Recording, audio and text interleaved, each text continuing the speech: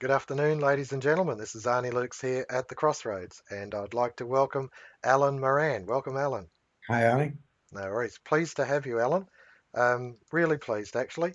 I noted today that there was an article sacrificed on the Victoria's Green Altar that you're actually responsible for, and I thought I'd just give you the floor to explain what your thoughts were that caused you to pen the article.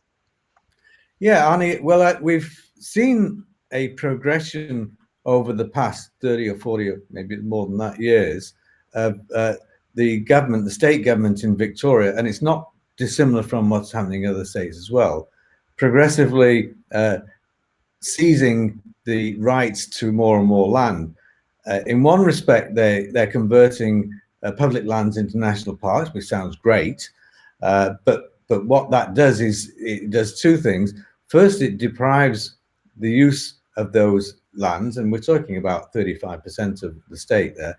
It Hmm. deprives the use of those lands for the beneficial use for people, either for farming or for mining, or indeed for a great many leisure activities like horse riding, dog sledding, dog walking, and so on. Hmm. So basically, it's taking those state forests and locking them up, Hmm. thinking, well, this is to make them more in harmony with nature.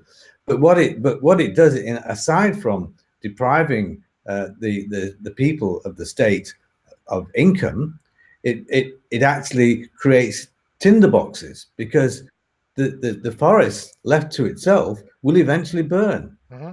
Always has done, always will do. Has Yeah. to be managed. Hmm. The whole notion of quarantining these areas from uh, use and from leisure use is to prevent man from interceding to Hmm. manage these forests. So Hmm. they burn, and we've seen some of this already this year, an early fire season this year in New South Wales, in particular, Yeah. where forests invariably these fires start in state or national forests. Hmm.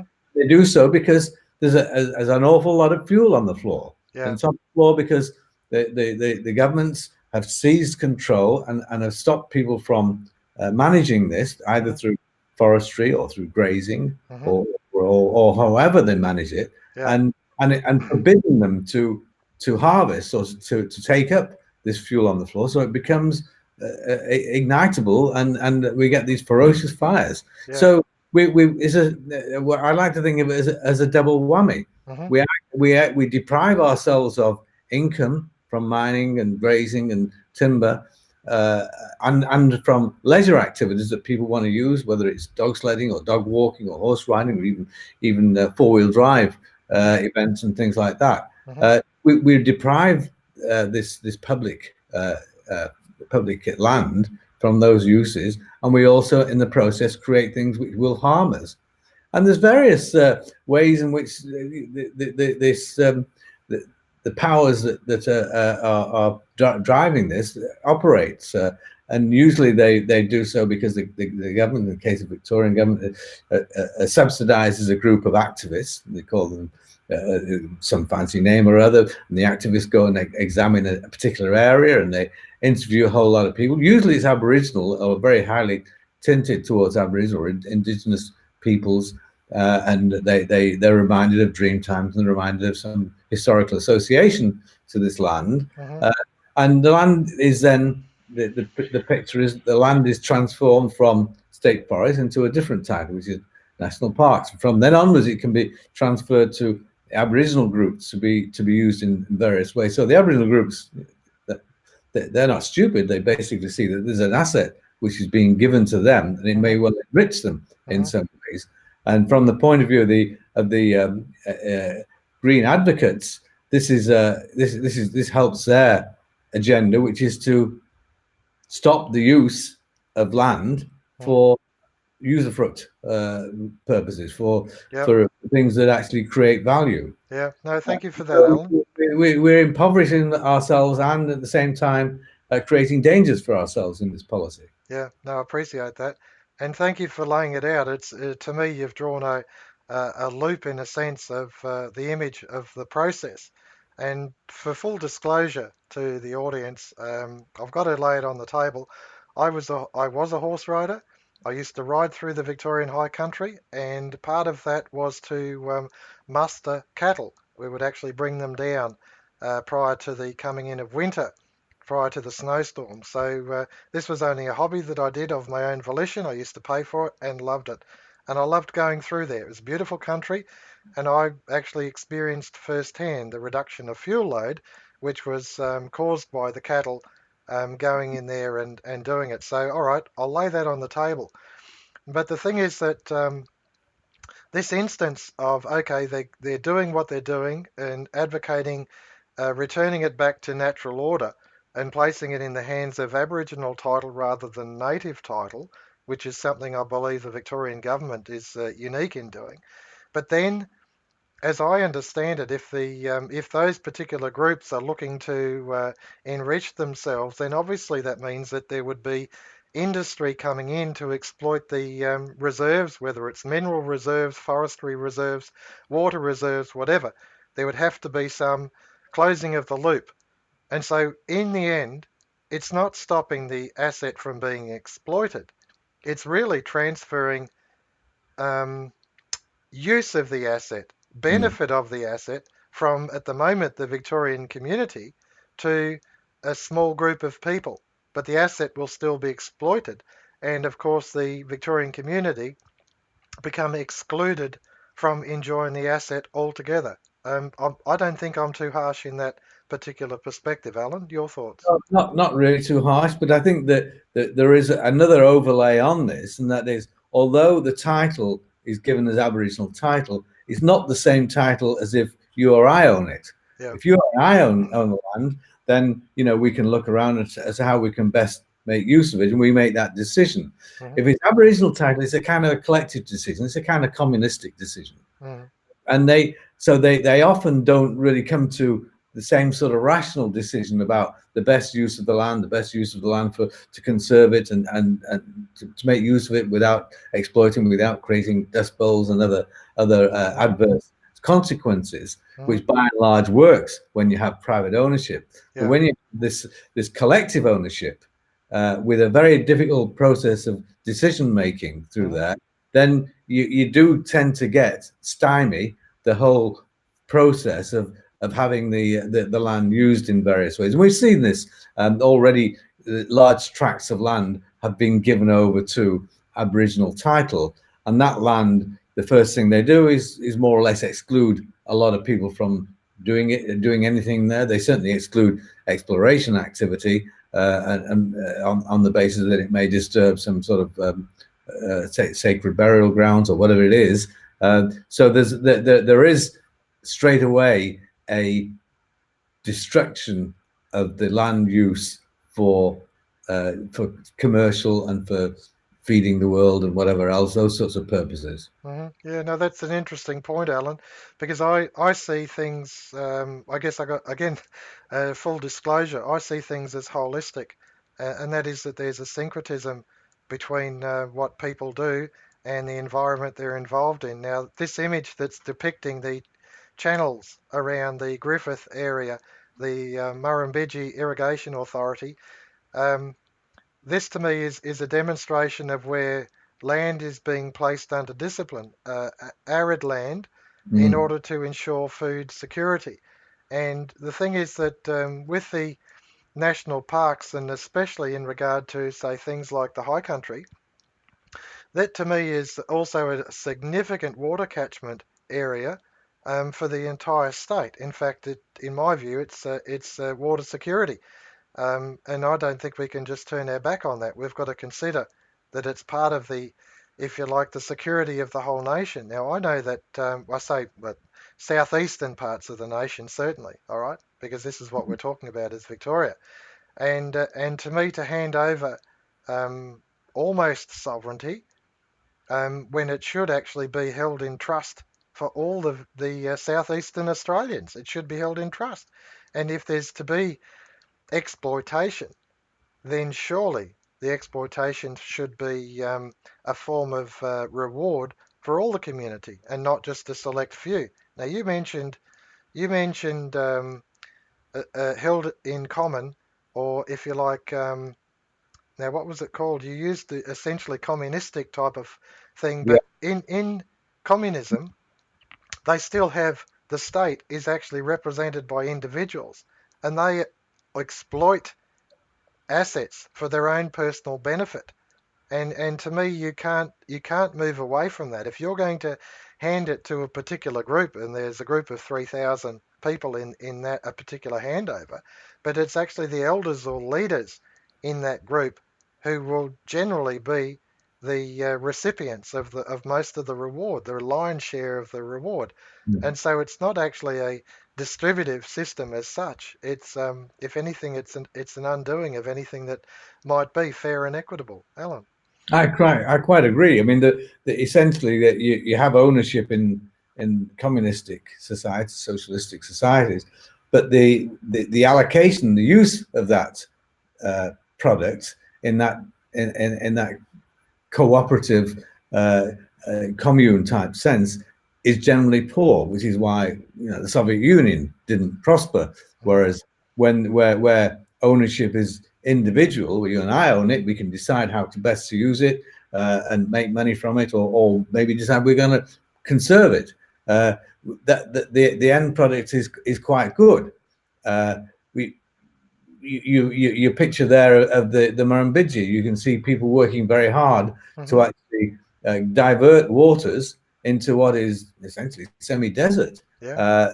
uh, semi-desert, and creating in doing so this bountiful land, which Mhm, still does produce 40% of our agricultural output in Australia. mhm, Uh, uh, Simply by diverting the waters in ways that people can use them mhm, and use them most profitably. So they if I've got land and I've got some water attached to it, uh, I can decide whether it's profitable for me or better for me, looking at who I'm trying to market things to, whether I grow almonds or rice or wheat or whatever, and a lot depends on what sort of water rights I've got. mhm, Essentially, although you say the high country, is the repository of all the water, um, the water, one way or another, gets allocated or should get allocated to individuals who can then buy and sell it, mhm. and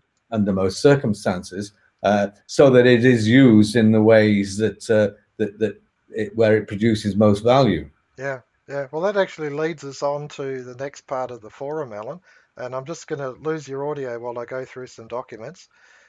This here was in the Sydney Morning Herald. I believe it's this morning. Murray-Darling waterways strip another 100 jobs from the drought-hit rice towns.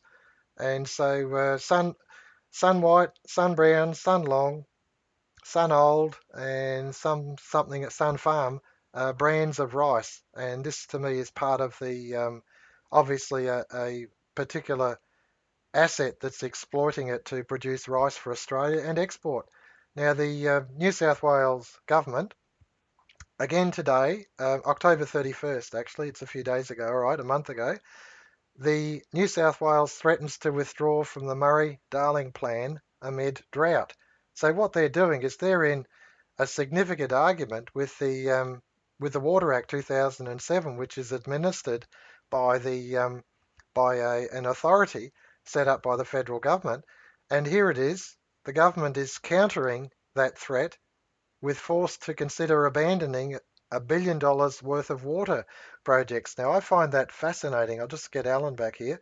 I find it fascinating that here we've got the Act 2007 water allocation. We've got, as a consequence of it, the outworking.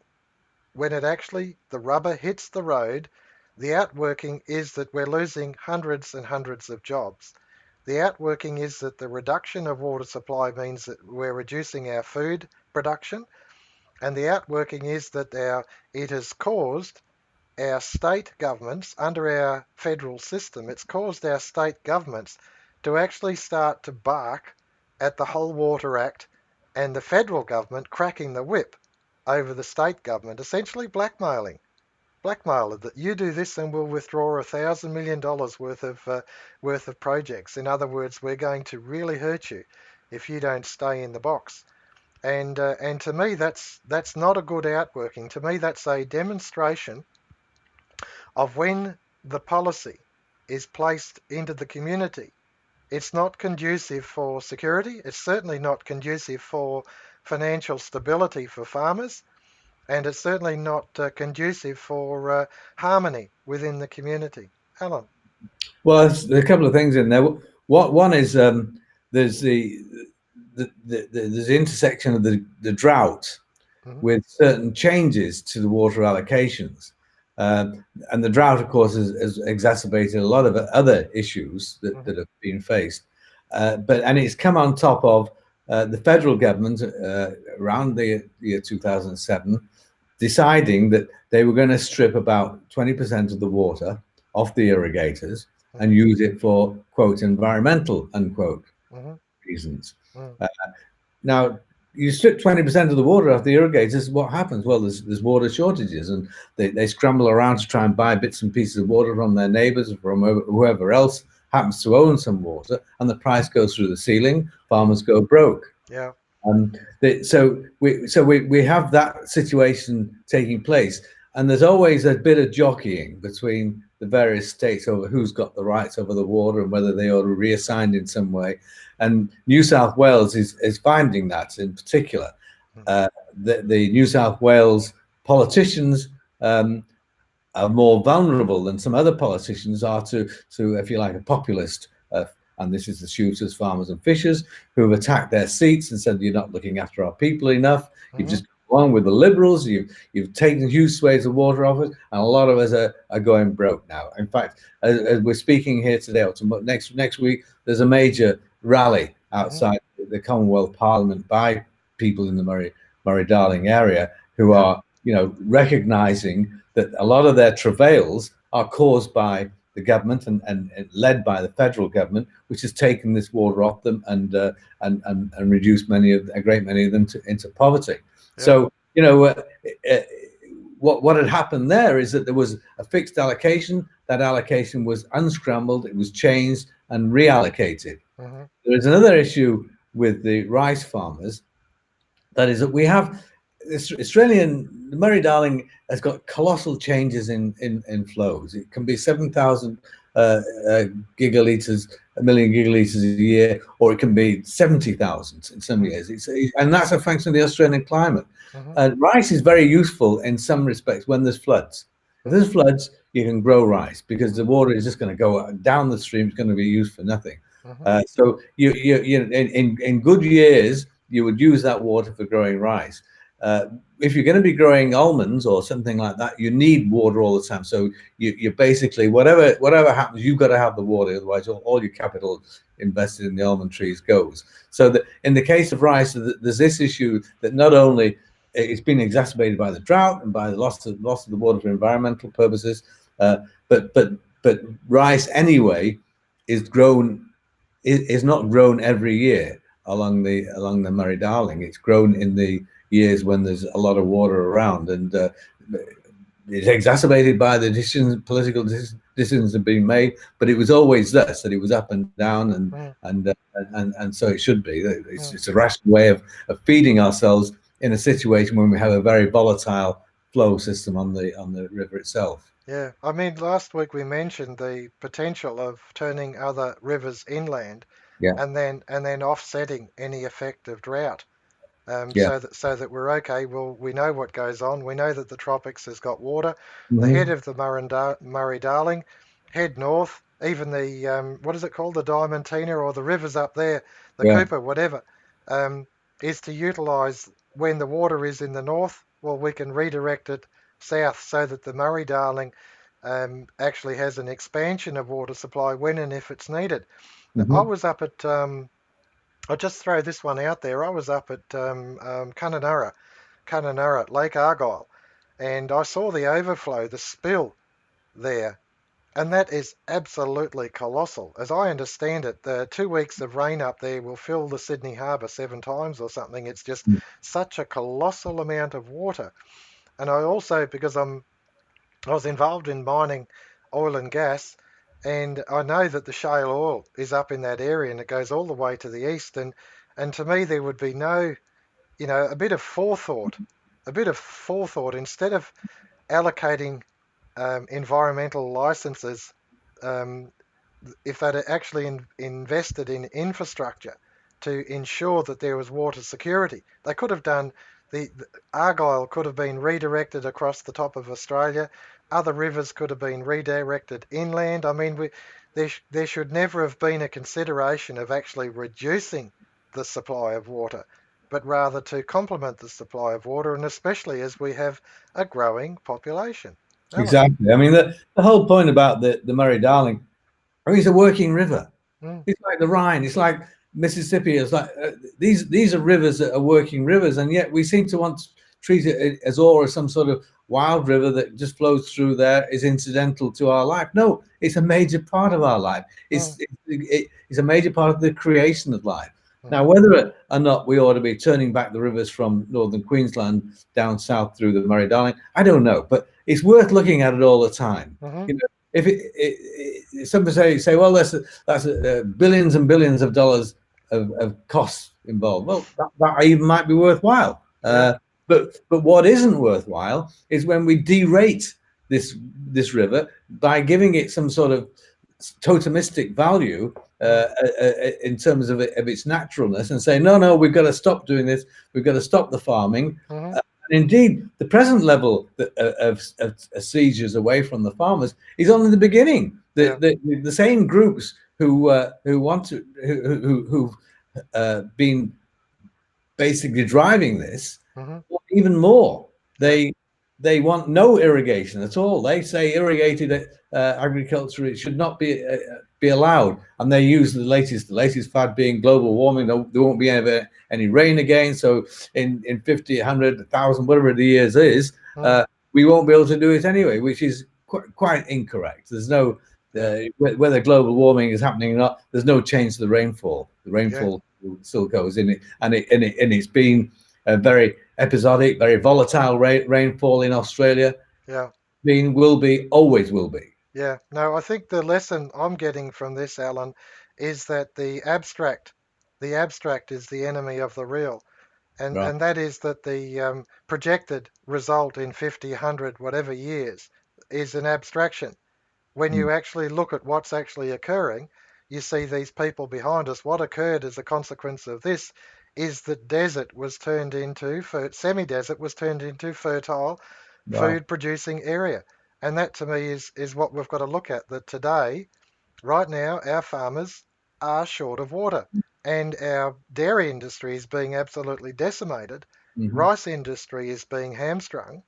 And we've got to consider that the outworking, not the abstract, the actual end result. The end result is that people are more or less being forced into the cities. They're being forced to live on smaller and smaller plots, so they can't even have fruit trees. They can't even have a veggie garden of their own so that they can catch the runoff from the roof. I mean, it's to me, this abstract view Mm. is a false sense of reality. It's actually it's essentially delusional, because when it comes to this is what's actually occurring, it's not the abstraction. The abstraction is not actually happening. Alan. It's delusional, and it's very, very harmful. I mean, this was an empty land because Aboriginals lived here for a long time. But when the Europeans first came here, they created a very prosperous community, one of the most prosperous in the world, simply by saying, well, how can we make use of it? It's mainly desert.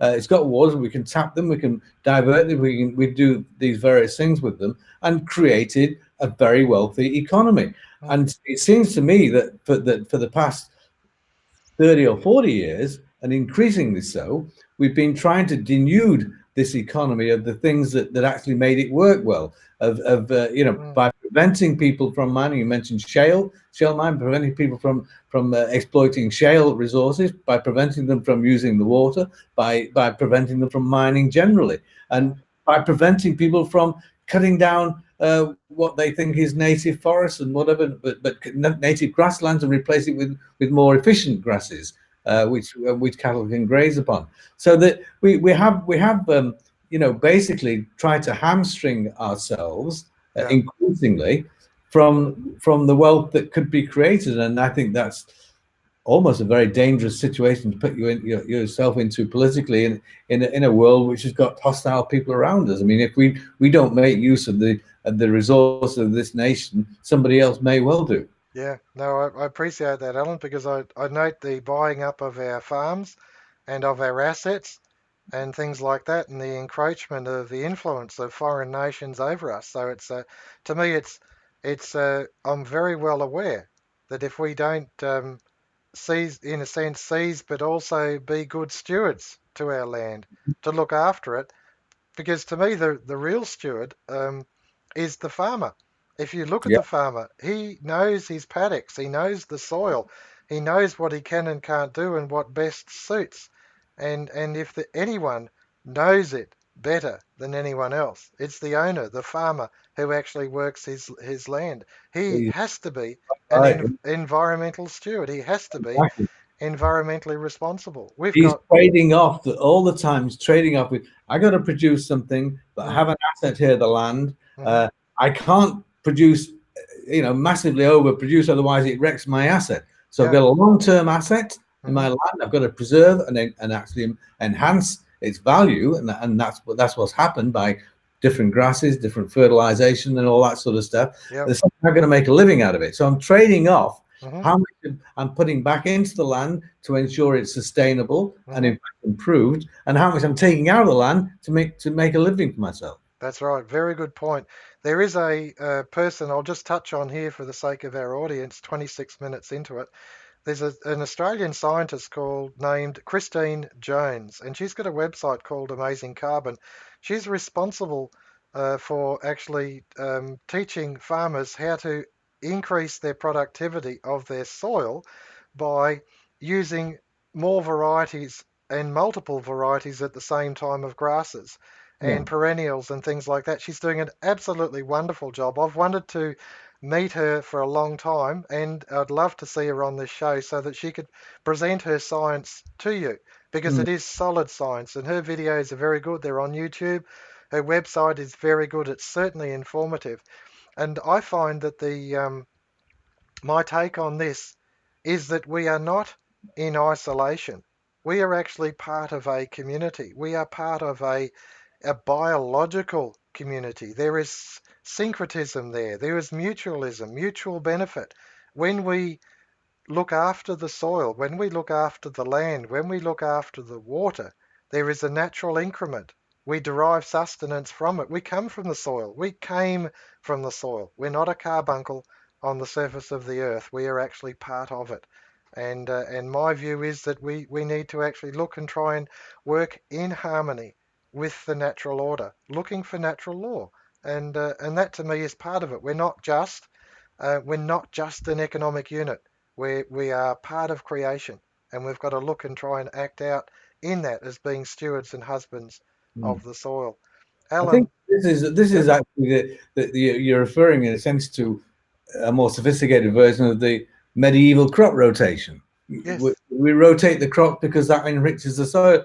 And what had happened in Western Europe soils weren't particularly good, hmm 10,000 years ago, but they became more and more fertile as people were cultivating them and making sure that they added nitrogen and various other things into the soil until they became very fertile soils. hmm And quite frankly, and that is the role of the farmer as the custodian of the land, hmm and and and trading off. How do I improve this as a bounty, and how hmm do I make a living off it at the same time? So it's yeah, trading off the use of the capital and the improvements in the capital. that's Uh, right. by and large, if you can get that individual ownership like that, and you don't have any intercession from governments telling you what you must do, that is a secret to actually improving our life in so many things, farming in particular. Yeah, yeah. No, I agree, Alan. That's a very vivid picture that you've painted. I've only got under my discipline, I've only got an acre, but in that acre, I run three sheep. I run chooks. I run bees, native trees, and about 40 fruit trees, and also vegetables. My wife is very good with the veggies and that. And it's wonderful because while the sheep have about half an acre, which is overstocked, I actually use the weeds from the other parts of the property to feed the sheep, and then I buy in extra feed So it's a combination Yeah. of methods, but I am very mindful of Christine Jones and placing as many varieties of grasses out that I can. I've reseeded several times to try and build up that different grass base, if you like, so that the vitality of the soil actually increases. Mm. I don't want to exploit it any more than I do, but as far as food production goes, I do reasonably well. Yeah. One of the biggest assets we've got here in South Australia, people don't realise, is our bee population with the scrub.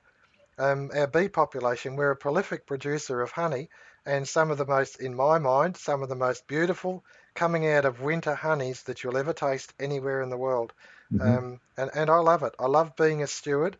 I love living this life and engaging with the soil. And I don't believe my attitude is any different from what a farmer would be with doing with his land. And so, when you see people destitute through policy, and destitute be through pressure, financial pressures. To me, that's just horrendous that that would happen in our society, in a civilized society. Yeah. Yeah. Closing comments, Alan.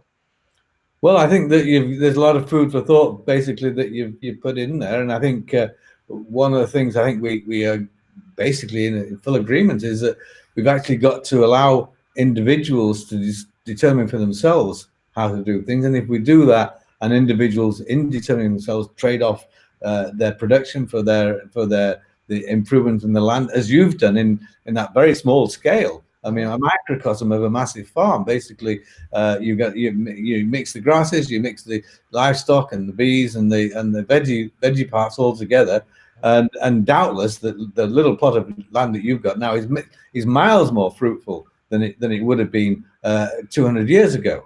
And I mean, it's just careful custodian of the land. Hmm. Is almost in a sense a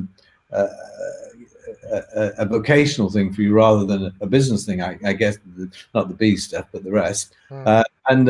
But even so, it's a microcosm of what we must do as a society to try to ensure we use up this land, we use it efficiently, and we use it so it's sustainable.